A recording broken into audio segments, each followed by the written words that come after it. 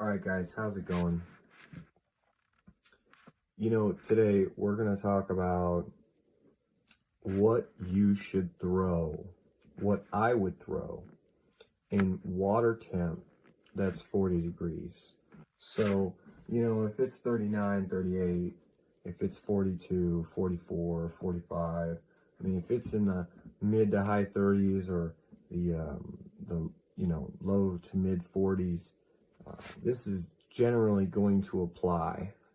So pretty cold water temperatures, and really at this particular time of year, especially when you're targeting bass, which is what we're talking about today, largemouth, spotted bass, smallmouth bass, things of that fish that generally are going to get extremely lethargic. They're going to become almost, their movement's going to be very little to none. They're not going to move much. They're going to particularly feed maybe once every 2 weeks. It's going to be extremely unpredictable sometimes, unless you're able to get them when they're on the feed for a day or two, and then you can kind of say, okay, I should be able to come back, and you can kind of time it. But sometimes, these fish change their tune, and maybe they feed because there's a storm coming, and they're not going to be able to, or maybe they feed after the storm, or maybe, so sometimes depending on the kind of conditions that are coming in, these fish react a lot different. So what I would like to tell you guys is, try to share with you guys how to catch more fish, when you're dealing with these kind of water temps. So when you're dealing with these kind of water temps, we want to focus on natural baits that are going to be in the water for these fish to feed on all year long. So whether that's crayfish, whether we're talking crawfish baits, jig and a pig, whether we're talking anything relating that would imitate a crawfish pattern, whether it's just anything of that nature, hair jigs and swim baits, anything that imitates a bait fish, anything that imitates small bait fish, medium, even large size bait fish, good option this time of year. A lot of times these bass, especially, they really like to hone in on those bigger meals, especially this time of year. They don't like to move as much, so they're going to try to get that bigger meal. They're willing to put a little more effort into getting that one meal. Sometimes people, they overwork their baits, and a lot of times these fish, they're curious, George. They're coming up, they're inspecting, and you're almost pulling that bait away before that fish has a chance to decide whether it wants to commit. And this isn't really the time of year when the water's warm and these fish will just necessarily always react. Now, that in mind, there might be a particular time in a certain day when you go out there and you fish, and these fish are somewhat not necessarily having a reaction bite, but sometimes I'll leave my bait for a while. If I'm not getting bit every other thing, I'm fishing real slow at this time of year, and you guys should too. So when you're fishing really slow, you're going to be pausing a lot in between, reeling in your bait. Sometimes when you pause and you retrieve, you're going to get fish that take it. So that basically means you had a fish nose up on it. It was looking at it, and it actually did react. It thought, okay, it's getting away.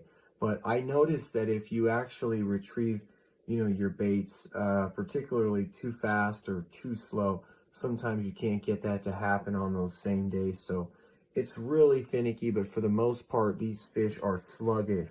Sometimes they're going to nip at the tail. Sometimes they're not going to engulf the entire bait.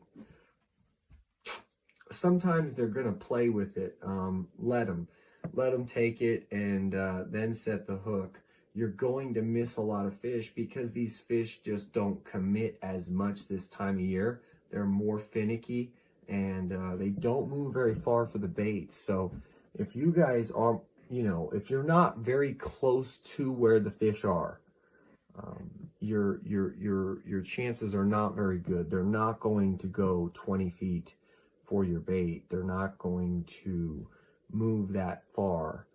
You need to try and get it within a 4-foot radius of the fish, roughly, maybe 5, and, present it extremely natural, extremely slow presentation, and, almost just let that bait naturally work in the water.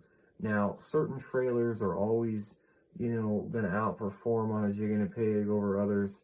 I mean, going with some real soft plastic, that's usually generally the best bet. So soft plastic is in like, just Gary Yamamoto probably, would be one of your better bets. But you just want something that's soft, because in the winter times, a lot of these plastic baits they like to harden up. They like to stiffen up. You'll notice the same baits in the summertime will actually start to,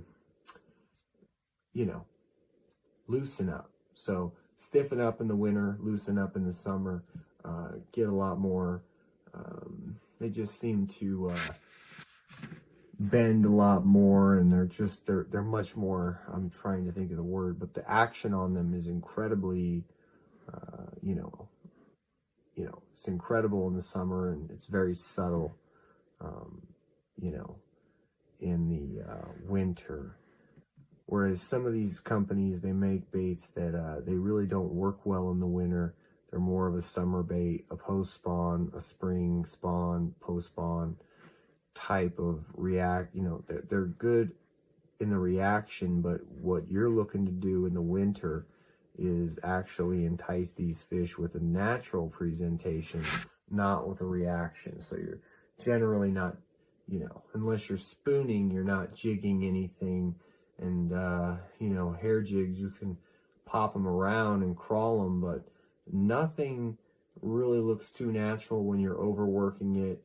And if you're not working it enough, it's the same deal. So I hope this video helps you guys get on some fish.